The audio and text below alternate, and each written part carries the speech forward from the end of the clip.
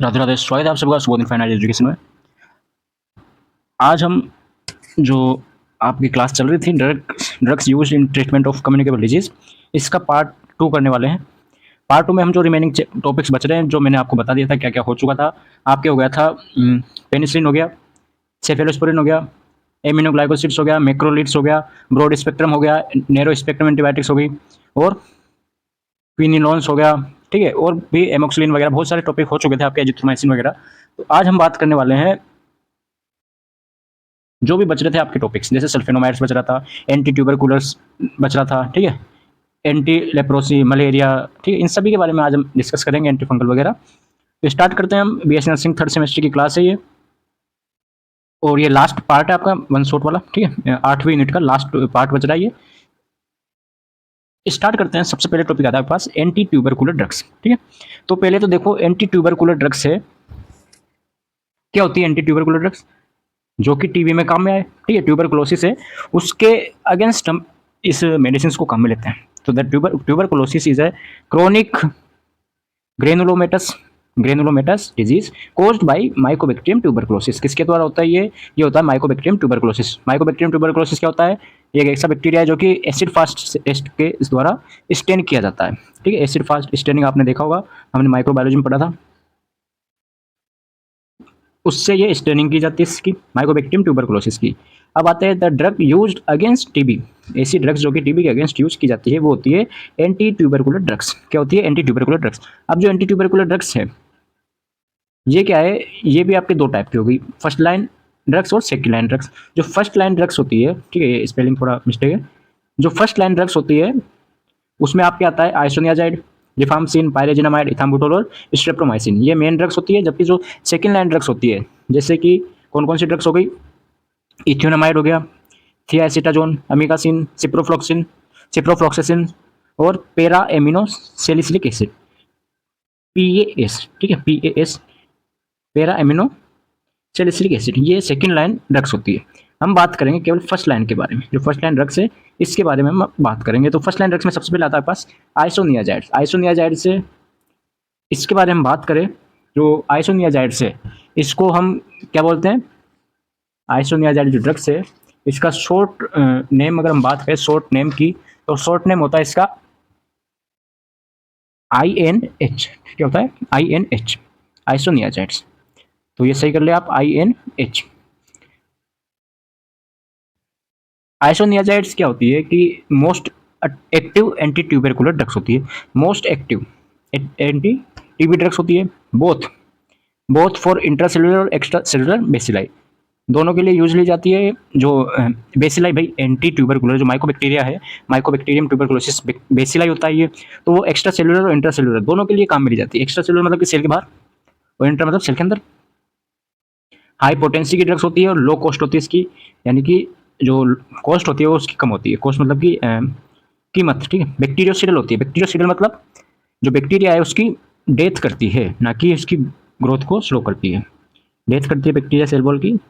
Dose की बात करें तो डोज इसकी होती है 300 से 400 mg इन कॉम्बिनेशन, ठीक है। कॉम्बिनेशन में ड्रग्स दी जाती है, पूरा एक चार्ट होता है भाई एज के हिसाब से, ठीक है, पूरा चार्ट होता है पूरी मेडिसिन का। तो इसकी डोज कितनी होती है? 300 to 400 mg इन कॉम्बिनेशन।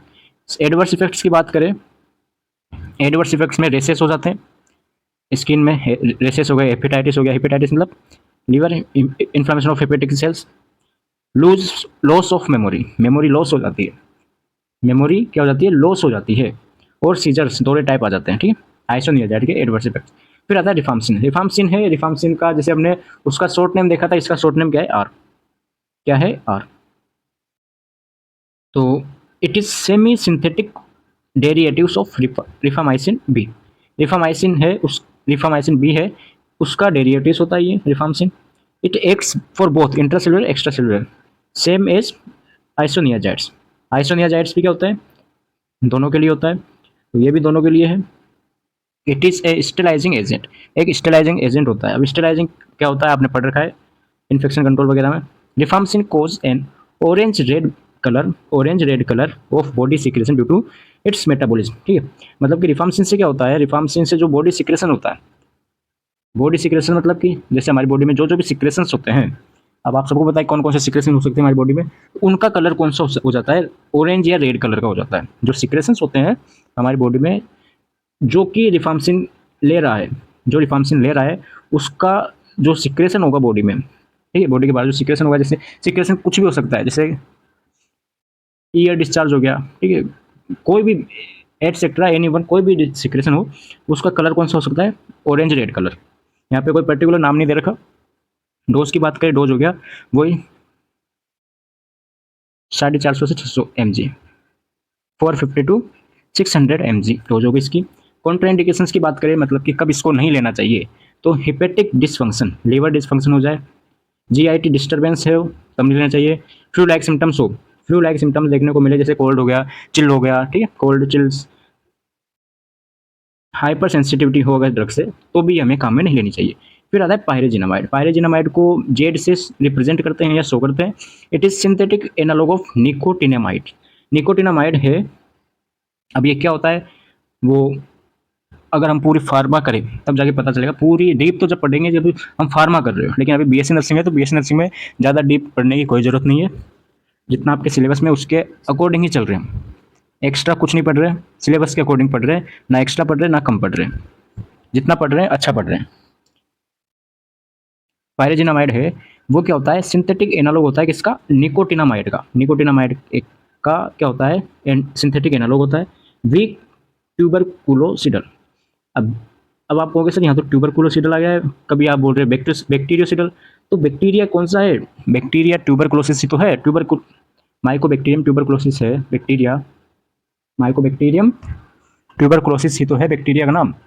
तो यहाँ पर अगर अपन ट्यूबरकुलोसिडल लिखो तो वो लिख दो, नहीं तो बैक्टीरियोसिडल लिख दो, ठीक। तो ये वही सीडल मतलब कि डेथ करता है। More active in acidic medium, acidic medium में ज़्यादा एक्टिव होता है। एसिडिक मीडियम मतलब कि पीएच कितनी हो, 7 से क्या हो, 7 से कम हो, ठीक है, पीएच कितनी हो, 7 से कम।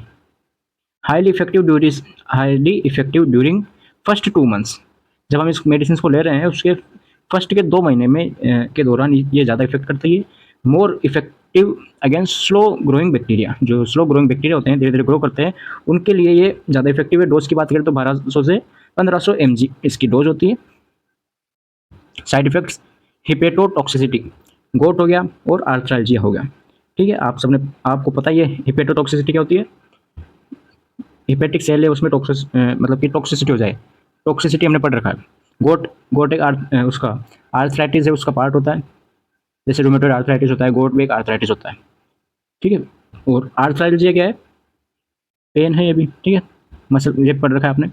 इथाम्बुटोल नेक्स्ट ड्रग आती है आपके पास, नेक्स्ट ड्रग एंटी टीबी की इथाम्बुटोल। इथाम्बुटोल क्या होती है, बैक्टीरियोस्टेटिक या ट्यूबरकुलोस्टेटिक। अब स्टेटिक क्या मतलब, ये बैक्टीरिया की ग्रोथ को क्या करती है, स्लो डाउन कर देती है, बैक्टीरिया की ग्रोथ को स्लो कर देती है, ठीक है, डेथ नहीं करती, उसको क्या कर देती है, स्लो कर देती है। साइड इफेक्ट्स हो गए इसके, रेट्रोबल्बर न्यूराइटिस, ठीक है, जिसमें रेड ग्रीन कलर ब्लाइंडनेस, लाल और जो हरा कलर होता है वो ब्लाइंडनेस हो जाता है, वो दिखाई नहीं देता इथाम्बुटोल से। डोज हो गई इसकी 15 से 25 mg की डोज हो गई। फिर आता है स्ट्रेप्टोमाइसिन। स्ट्रेप्टोमाइसिन एक तरीका का क्या है, इंजेक्शन होता है, ठीक है, इसको आईएम रूट से देते हैं हम, ठीक है। एमिनोग्लाइकोसिड्स ड्रग्स होती है। एमिनोग्लाइकोसिड्स क्या होती है, हमने पढ़ लिया, पढ़ रखा है हमने, नेक्स्ट पिछली क्लास में देखा था हमने, लास्ट क्लास में। It is less used anti TB drugs, मतलब इसका कम यूज लिया जाता है एंटी ट्यूबरकुलर ड्रग्स में। एक तरीके की क्या है, एंटीबायोटिक है। It only administration via IM routes, ठीक है। More active against extra cellular bacilli, extra cellular bacilli के लिए ज़्यादा इफेक्टिव होता है, ना कि इंट्रा सेलुलर के लिए, केवल एक्स्ट्रा सेलुलर के लिए। साइड इफेक्ट्स की बात करें तो ऑटोटॉक्सिसिटी मतलब कि हियरिंग प्रॉब्लम कह सकते हैं जिसे हम,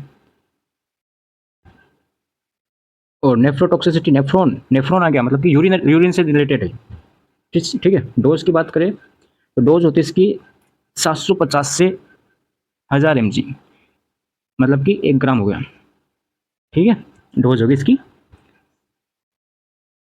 नेक्स्ट बात करते हैं अपन एंटी मलेरियल ड्रग्स के बारे में। एंटी मलेरियल ड्रग्स, अब एंटी मलेरियल ड्रग्स कब काम में ली जाती है, जब मलेरिया हो तब हमें एंटी मलेरियल ड्रग्स काम में लेंगे। मलेरिया को ट्रीट करने के लिए। अब देखो, anti malarial drugs medications also known as anti malarials are design to prevent और क्योर मलेरिया। मलेरिया को रोकने के लिए और क्योर यानी इलाज करने के लिए हम एंटी मलेरियल ड्रग का या एंटी मलेरियल्स का यूज लेते हैं। सच ड्रग्स में बी यूज्ड फॉर सम और ऑल ऑफ द फॉलोइंग। कौन कौन से हो गए भाई? Treatment of malaria in individual with suspected or confirm infection.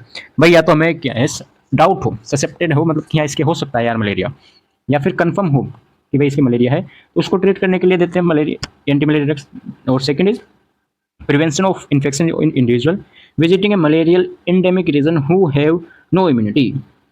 Malarial prophylaxis मतलब कि मान लीजिए कोई व्यक्ति है, कोई इंडिविजुअल है, कोई भी इंडिविजुअल है, वो कहाँ पे गया है जहाँ पे मलेरिया इंडेमिक रीजन में, जहाँ पे मलेरिया ज़्यादा फैल रहा है, उस जगह पर वो गया, ठीक है, विजिटिंग के लिए गया है, और उसकी इम्यूनिटी क्या है, कम है या नहीं है या कम है, तो उसको अपन फिर ये ट्रीटमेंट देंगे मलेरिया के प्रोफाइलेक्सिस के लिए, मतलब कि मलेरिया को रोकने के लिए, ट्रीट करने के लिए। आगे बात, आगे समझ में? ठीक है चलो। क्लासिफिकेशंस की बात करें तो क्लासिफिकेशन में ऐसा कुछ है नहीं, आपको बस नाम नाम याद रख लो और ड्रग्स के नाम याद रख लो, इसमें समझाने का कुछ है नहीं। क्या क्या है classification of drugs, anti malaria drugs? First आ गया कैजुअल या सॉरी कोजल प्रोफाइलेटिक्स, तो drugs that kill the pre erythrocytes form of parasites. ठीक है, मलेरिया क्या है, पैरासाइट्स है। अब देखो आपके टॉपिक है ना कौन सा, एंटी पैरासाइट्स। अब बोलते भाई एंटी पैरासाइट्स ड्रग बताओ या एंटी मलेरियल ड्रग बताओ, तो बात यही है। क्यों? क्योंकि ये क्या है, पैरासाइट्स ही तो है, फॉर्म ऑफ द पैरासाइट। तो जो मलेरिया है, मलेरिया देखो पहले तो आप ये बताओ, मलेरिया है, मलेरिया की स्पीसीज कौन कौन सी होती है?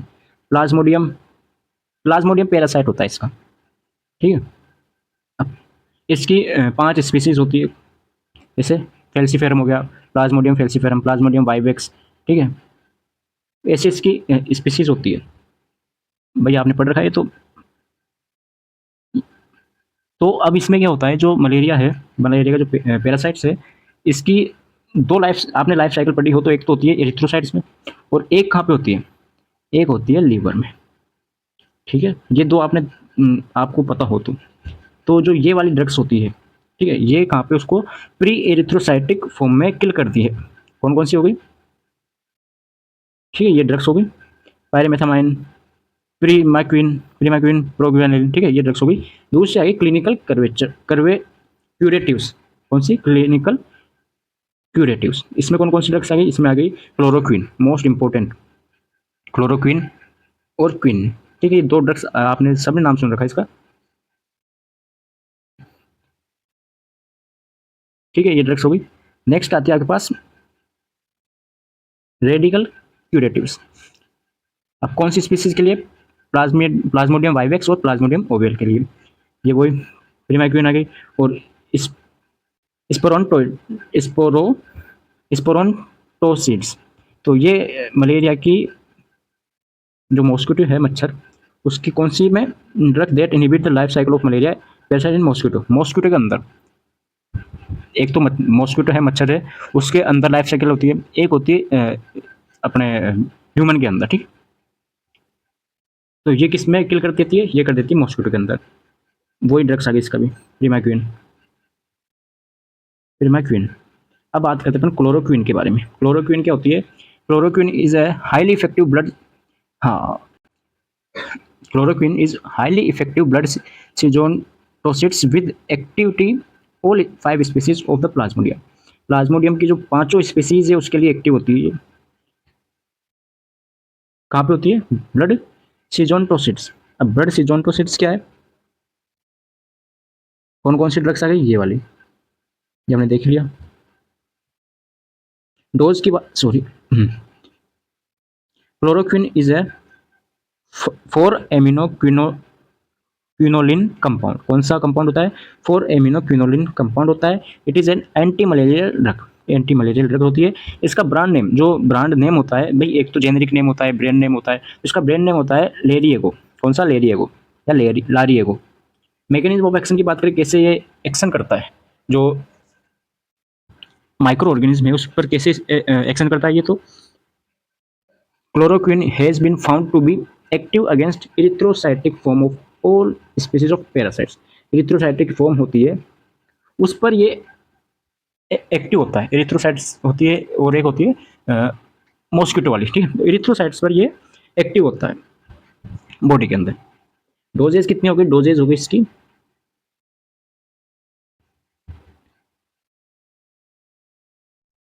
250 mg टेबलेट्स और एक हो गया 40 mg पर ml इंजेक्शन, ठीक है।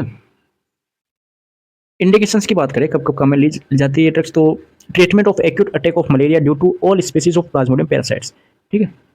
सभी स्पीसीज हो उसके लिए उसके ट्रीटमेंट के लिए chemoprophylaxis of non immune person at risk, ठीक है। कीमोप्रोफाइलेक्सिस के टाइम पे ली जाती है इसको यूज।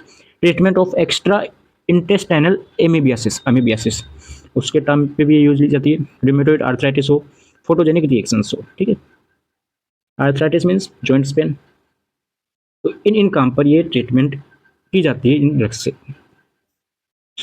कॉन्ट्रा इंडिकेशंस कब काम में नहीं ली जाती, तो हाइपर सेंसिटिविटी हो, रेटिनल और विजुअल चेंजेस हो, मतलब ब्लड विजन वगैरह।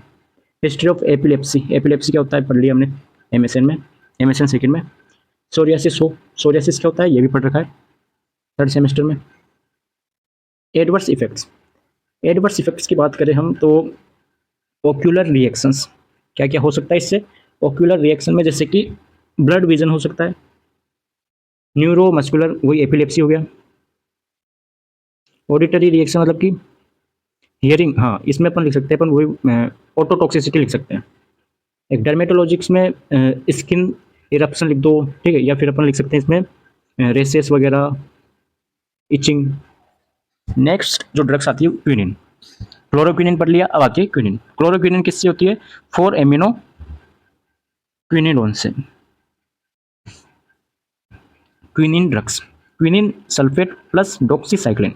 अब इसको क्या है कि हम कॉम्बिनेशन में देते हैं, क्विनिन सल्फेट प्लस डॉक्सीसाइक्लिन हो गया, टेट्रासाइक्लिन और clindamycin is a second line option of treatment for treatment of malaria caused by chloroquine resistance Plasmodium falciparum, ठीक है।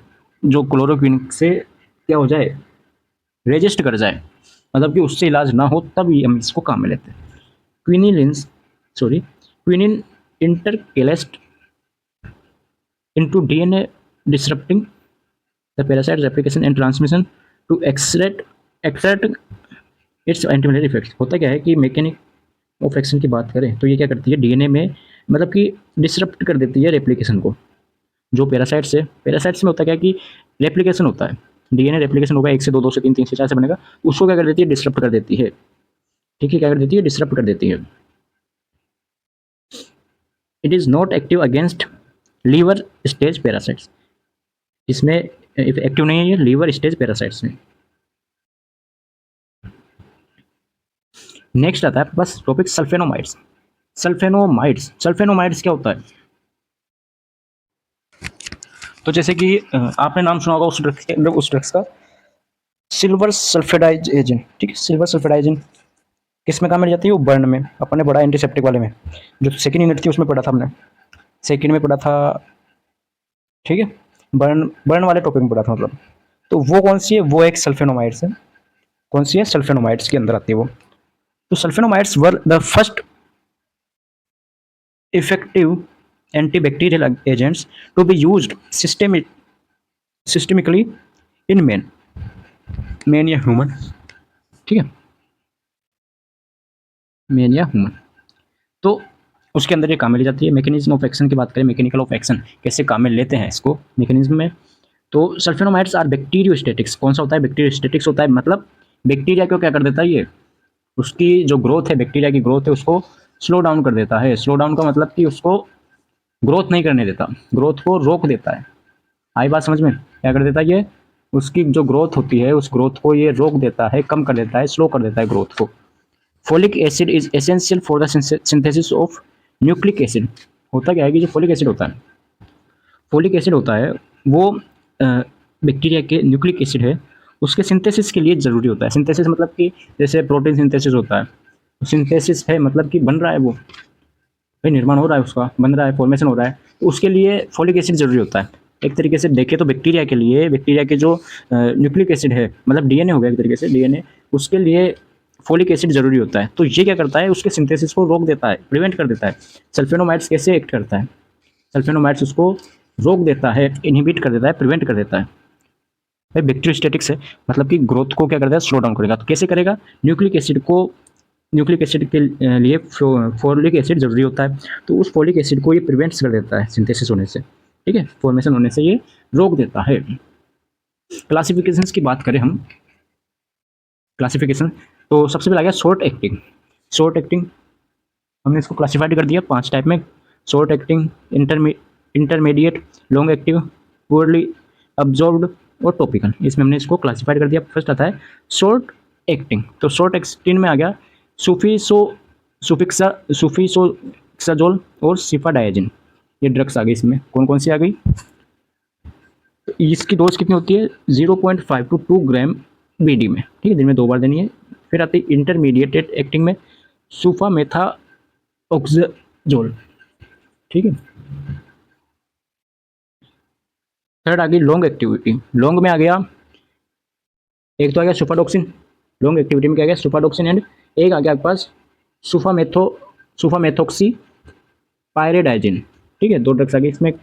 फिर आता है पुअरली एब्जॉर्ब में सुफाबेजिन। टॉपिकल में आ गया सुफासेटामाइड और मेफेनाइड सिल्फर सल्फेडाइजिन, ठीक है। ये क्लासिफिकेशंस भी हो गए, इनके एग्जांपल्स भी हो गए, ठीक है सर। और एक आता है सिल्वर सल्फेडाइजिन, ये कब काम में ली जाती है, ये ली जाती है आपके पास बर्न के टाइम पे। एक तो ये और एक ये मेफेनाइड, ठीक है। एक आपने देखा भी सल्फाफेसिटामाइड, ये ट्रेकोमा में काम में ली जाती है, सल्फासेटेमाइड ट्रेकोमा में ली जाती है। एक आपने देखा सल्फा सल्फाफेसालेजन, सल्फाफेसालेजन ये वाला, ठीक है, सल्फाफेसालेजन है, ये आपके कब काम में ली जाती है, रूमेटॉइड आर्थराइटिस हो उस टाइम पे काम में ली जाती है। यूजेस की बात करें तो यूटीआई हो गया, नोकार्डियासिस हो गया, टोक्सो, ये ट्रोकोमा आ गया, ठीक है, trachoma and inclusion conjunctivitis, malaria topically और अल्सरेटिव कोलाइटिस के टाइम पर ये काम में ली जाती है। एडवर्स इफेक्ट्स, रीनल इरिटेशन हो गया, एनोरेक्सिया, भूख नहीं लग रही उसको, नोजा वोमिटिंग, पता ही आपको, हाइपर सेंसिटिविटी हो, ठीक है। हीमोलाइटिक एनीमिया, एनीमिया मतलब हीमोलाइटिक, हीमोग्लोबिन है वो लाइसिस हो गया। हीमोग्लोबिन क्या होता है पता है आपको, आरबीसी के अंदर होता है, तो उस वो क्या हो गया, लाइसिस हो गया, उस वाला एनीमिया, ठीक है।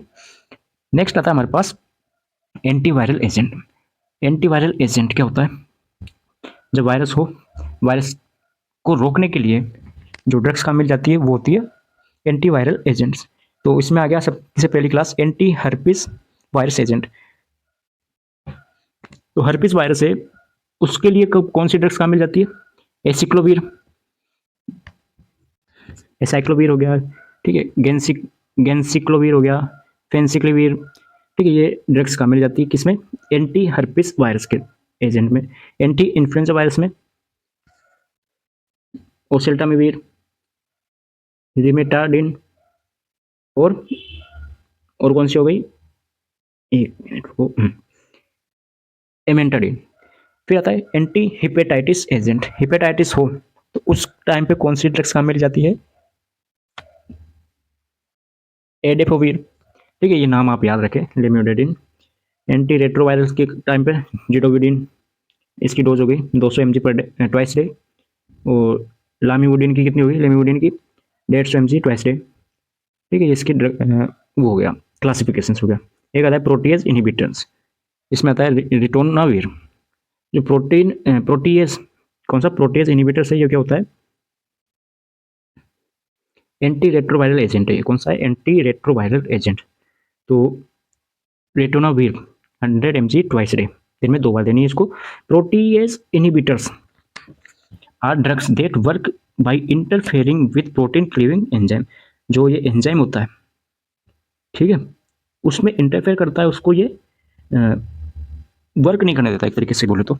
दीज प्रोटीएज इनहिबिटर्स इनहिबिट कर देता है उसको, restrict viral replication by specifically binding to viral protease, ये जो हमने ड्रग्स पढ़ी कौन सी, ये वाली इटोनाविर, तो ये क्या करता है, जो रेट्रोवायरल है उसको क्या करता है ये स्पेसिफिकली बाइंडिंग हो जाता है उसकी, और रेप्लिकेशन नहीं करने देता। रेप्लिकेशन नहीं होगा तो वो रेप्लिकेट नहीं होगा, मतलब कि एक से दो, दो से तीन, ऐसे नहीं होगा, रेप्लिकेशन नहीं होगा, तो उसको क्या कर देता है, इनहिबिट कर देता है ये बाइंड होकर। एग्जाम्पल हो गया HIV फर्स्ट प्रोटीएज। एसाइक्लोविर हमने भी देखा ड्रग्स, तो एसाइक्लोविर क्या होता है, acyclovir is a medication used to manage and treat infection caused by herpes simplex virus. Herpes simplex virus है, उसको ट्रीट करने के लिए ये काम में ली जाती है, कौन सी drugs, acyclovir. It is use to treat genital herpes and HSV encephalitis. कब कब काम में ली जाती है इसको, एसाइक्लोविर ड्रग्स कब काम में ली जाती है, इंडिकेशन क्या हो गया, जेनाइटल हर्पीज हो गया, HSV हर्पीज सिम्प्लेक्स वायरस हो गया, और इंसेफेलाइटिस हो गया। फिर हमने देखा एक गेंसिक्लोवाइर, गेंसिक्लोविर ड्रग्स, तो ये क्या करता है, ganciclovir is a DNA polymerase inhibitors used to treat cytomel एक second use to treat cytomegalovirus. कौन सा virus, cytomegalovirus and herpetic keratitis of the eyes. ठीक है, इस टाइम पर इसके लिए हमें इस ड्रग को काम में ली जाती है। एक होता है जिडोबुडिन। जिडोबुडिन क्या है, रेट्रोवायरस है, कौन सा है, रेट्रोवायरल है, कौन सी टाइप का, NRTIS। अब NRTIS क्या होता है, तो आप कहोगे सर बताया नहीं हमें, तो इसलिए नहीं बताया क्योंकि अब बताएंगे। Zidovudine, it is a medication use to management of treatment of HIV। HIV एक रेट्रोवायरस है, क्या है, retrovirus. It is in the nucleosidic, वो आपने देखा था ना भाई, NRTI क्या था, तो उसकी फुल फॉर्म है nucleosides reverse transcriptase inhibitor class of medications, इस क्लास का था वो। फिर आता है anti fungal agent. Anti fungal agent जो कि रेसेस हो जाते हैं स्किन पर, दांत खाज खुजली, ठीक है, उस टाइम पर एक काम में जाती है, फंजाई के थ्रू होता है वो। एंटी फंगल एंटीबायोटिक्स कौन कौन सी होगी, क्लासेस कौन कौन सी होगी इसकी, पोलियन एंटीबायोटिक्स होगी, तो ये आप नाम याद रखें, ठीक है। एजोल्स, एजोल क्लासेस में कौन कौन से आते हैं, एजोल क्लासेस को हमने दो में सब डिवाइड किया, एक और दो, तो इसमें ये ड्रग्स आ गई। मेकोनाजोल्स हमने पढ़ रखा है, मेकोनाजोल्स के बारे में, क्लोट्रिमाजोल पढ़ रखा है, मिसलेनियस हमने पढ़ रखा है, तो ये क्लासेस है, इनको नाम याद रखिए आप। Salicylic acid. एक आता है आपके पास फ्यूसिडिक। फ्यूसिडिक क्रीम आती है, ठीक है, क्रीम भी आती है ये, और आई ड्रॉप वगैरह भी आती है, टेबलेट वगैरह, लेकिन ज़्यादातर आपने देखा होगा फ्यूसिडिक क्रीम डॉक्टर प्रिस्क्राइब करता है। तो फ्यूसिडिक क्रीम के बारे में हम देखें तो स्टेरॉइडल एंटीबायोटिक होती है, it is available cream, eye drop, tablets and injection. Doses की बात करें, डोजेज हो गया इसका 250 mg ट्वाइस ए डे, और up to 750 mg 3 time a day, ठीक है, ये इसकी डोज हो गई।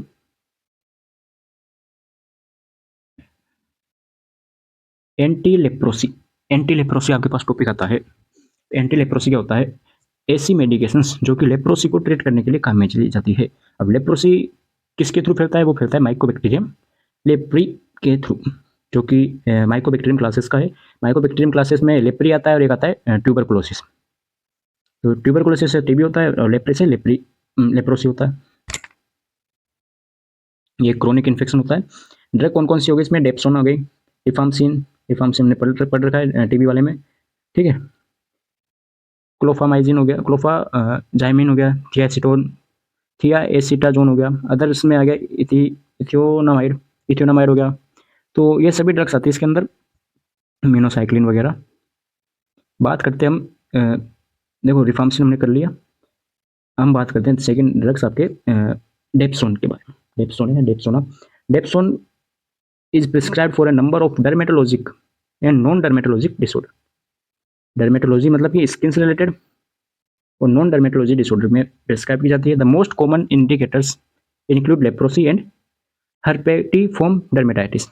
डर्मेटाइटिस क्या होता है, इन्फ्लेमेशन ऑफ डर्मिस, स्किन मतलब, MSN में पढ़ा होगा आपने, डर्मेटाइटिस क्या होता है, कॉन्टैक्ट डर्मेटाइटिस वगैरह, तो उसमें ये काम मिली जाती है। Additional application include dermatosis, malaria, इस काम में भी हम इसको दे सकते हैं, मलेरिया के टाइम पे भी। फिर आता है एल्बेंडाजोल। एल्बेंडाजोल क्या होता है, drug of choice of roundworm, मतलब कि जो कृमि होती है, क्या होती है, कृमि, वर्म, हुक वर्म हो गया, ठीक है, वाइप वर्म, तो उसके लिए ये ड्रग्स ली जाती है। कौन सी? एल्बेंडाजोल। सभी ने ली होगी, पहले स्कूल में दी थी, ठीक है, स्कूल में देते थे इसको।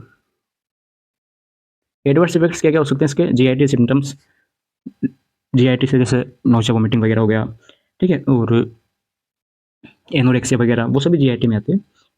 डिजीनेस हो गया, हेडक, फीवर, एलोपेशिया, एलोपेशिया मतलब लॉस ऑफ हेयर, जॉइंटिस हो गया, न्यूट्रोपेनिया हो गया। तो ये सब एल्बेंडाजोल के एडवर्स इफेक्ट से साइड इफेक्ट्स हो गए। डोज की बात करें हम तो डोज होती है इसकी 400 mg इसकी डोज होती है, ठीक है। तो ये क्लास इतनी ही है, यहाँ पर आपकी क्लास खत्म होती है।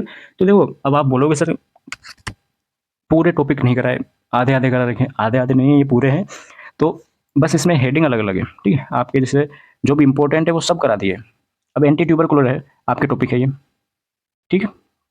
और जैसे आपके लेप्रोसी है तो एंटी लेप्रोसी भी है। अब आप कहोगे सर पूरे ड्रग्स के बारे में बताओ, कि जैसे कि डेप्सोन का बारे में बता दिया आपने, ठीक है, इसके बारे में बता दिया, इसके बारे में बता दिया आपने, ठीक है। अब इनके बारे में बताओ। तो ऐसा तो क्या है कि आपके सिलेबस में भी नहीं है, कुछ कुछ ड्रग्स के बारे में, पूरे के बारे में तो है नहीं, ठीक है। और पूरों को पढ़ोगे तो आपका सिलेबस हो भी नहीं पाएगा। तो जितना पढ़ा रहे हैं उतना सफिशियंट है आपके लिए, ठीक है। नोट्स आपको टेलीग्राम पर मिल जाएंगे। मस्त रहो। राधे राधे।